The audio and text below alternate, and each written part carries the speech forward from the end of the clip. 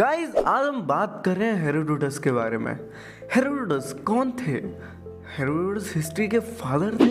हाँ, हिस्ट्री के फादर के नाम से ही हम जानते हैं हेरोडोटस को, क्योंकि हेरोडोटस ने ही फर्स्ट टाइम हिस्ट्री को सिस्टमेटिक रूप से पढ़ा था, यानी सिस्टमेटिक रूप से लिखा था।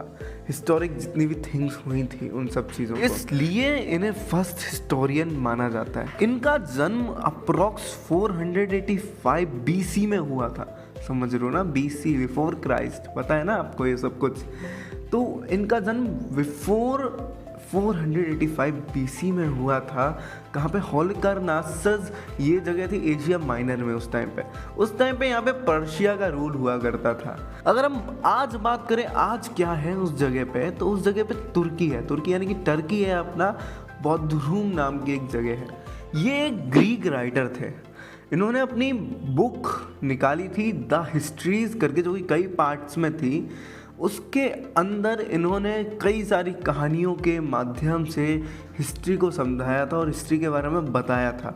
उसके अंदर कई सारी कहानियाँ भी थी। अगर हम हिस्ट्री की बात करें तो हिस्ट्री भी एक ग्रीक वर्ड है जिसका मतलब होता है इंक्वायरी। हेरोडोटस से पहले किसी ने भी हिस्टोरिक इवेंट्स को इतना ज़्यादा अच्छे से डिस्क्राइब नहीं किया था।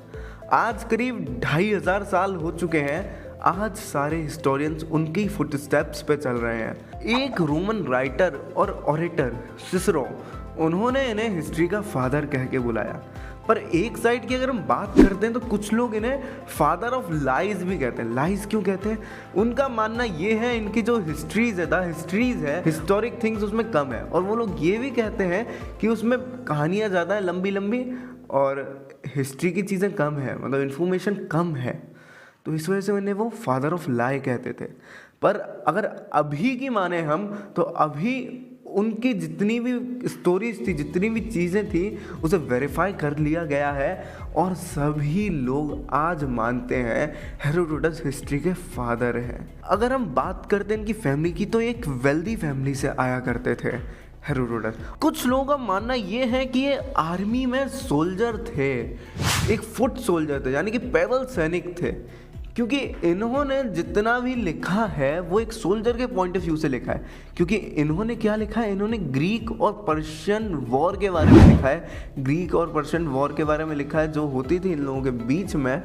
तो सबको लगता है कि ये एक सोल्जर थे। कुछ लोगों का मानना ये भी है, पर सारी चीज़ें अप्रॉक्स ही हैं, कुछ भी क्लियर कहा नहीं जा सकता इस बारे में। अगर हम बात करते हैं द हिस्ट्रीज, जो इनकी बुक थी वो 9 पार्ट में डिवाइडेड है ना। तो उसके 9 पार्ट हैं। और अगर हम अब लास्ट में बात करते हैं इनकी डेथ कब हो गई होगी, तो वो करीब 430 से 420 बीसी के बीच में हो गई होगी, ये माना जाता है। अप्रॉक्स है सब कुछ, यहाँ पे कुछ क्लियर नहीं है इनकी डेथ का, पर हाँ माना जाता है 430 से 420 के बीच में इनकी डेथ हो गई होगी। तो आपको कैसा लगा हेरोडोटस के बारे में जान के? कमेंट करके ज़रूर बताना, और चैनल पे बने रहो और सब्सक्राइब करके बेल आइकन पे क्लिक करो। हिस्ट्री के लगातार लेक्चर आएंगे।